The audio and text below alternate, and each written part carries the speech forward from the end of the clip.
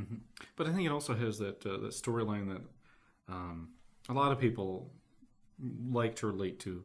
They would like to see the good person succeed and the evil be destroyed in a way. Not right. But because everybody wants to have that. Right. In today's society, things are bad. Things are not good. People are getting away, and books. People are reading more now than they ever have in history. The entertainment industry is booming, and it's even booming here. But because people want to have that kind of that release, that get away from the day-to-day problems that are facing and the death and everything else that's going on. So this book sounds like it'll be something that's going to be a lot of fun for kids, and also gives a good, Absolutely. And ultimately, yeah, you've got the clash of good and evil, but the book is about fun. Sure. It's about an escape. Yeah, it's the escape from the day-to-day, really, and that's one of the beauties of fantasy. Absolutely. Mr. Regan, what is Terragam about? Well, of course, like I say, it's a fantasy book, but the main character is Max Ransom. He is a 13-year-old boy living in, I guess what you consider the Middle Ages. I mean, it's fantasy, so I don't put a timeline on it. Okay. But, for instance, they use swords in battle, castles, and lords and ladies, and that kind of thing. So it'd be kind of a Middle Ages type thing. His father, Lord Ransom, they live in Ransom Hall, of course. Okay.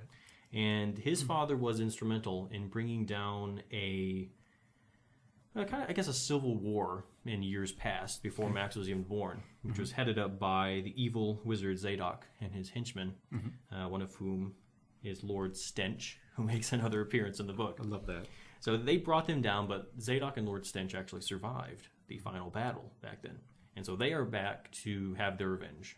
So Ransom Hall is under attack by Zadok and Lord Stench. And Max's father, Lord Ransom, ends up getting killed in that battle.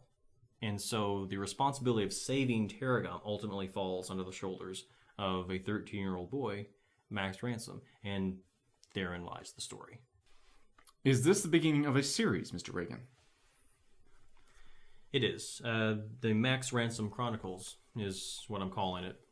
And this is the first one. Okay. I have no idea how many books there will be in the series, of course.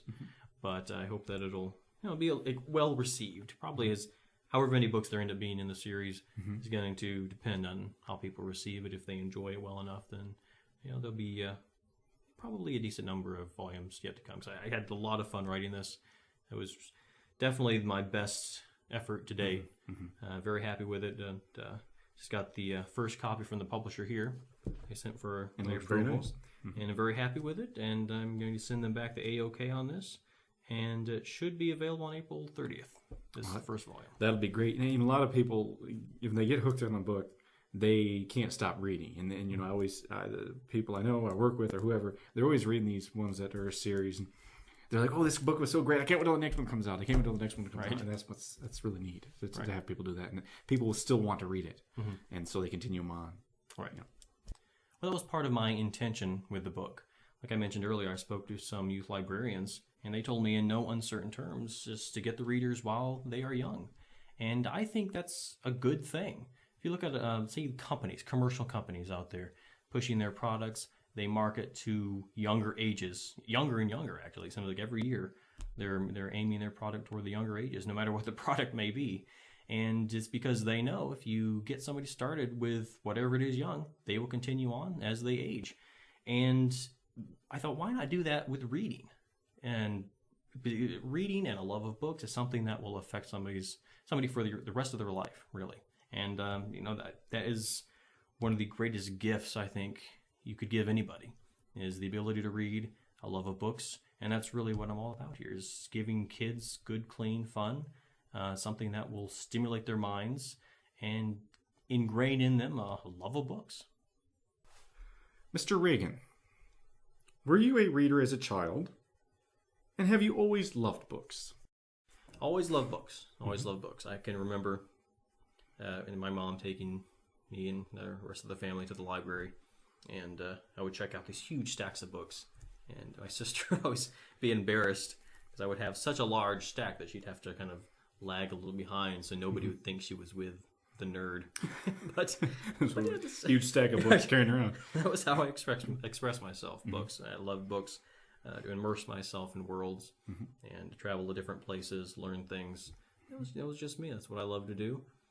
And I've carried that on, and I've been employed by a couple of different library systems. I currently work part-time at a library system, and I enjoy that as well, meeting a lot of people. We circle a lot of books, talk to people about books, recommend books to people, and I have a lot of fun with that. And I don't know if I'd go so far as to say books are my calling, but if it were, I'd be a happy man. I think that's great because it's a whole new world. You can go anywhere or any place and have your own characters, and they can be their own attitudes and their own, just the way they react. And I think, that's, a lot of people love that. Right.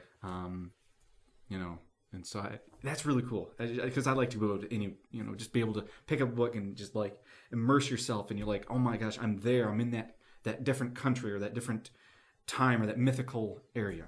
Exactly. I love that.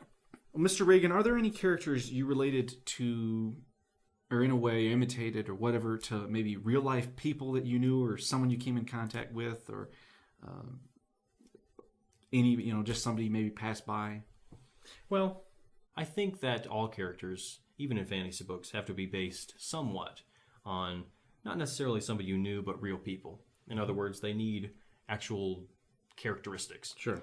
For example, in the book, I have a character named Gloom, who is a large, hideous monster. Strong, big, yet he's scared of everything. You would expect him to be the protector of everybody, and yet he's always in the background, fleeing from danger, screaming at his shadow, that kind of stuff. And that's what makes a character interesting. You apply actual characteristics to them and maybe apply a twist to that character.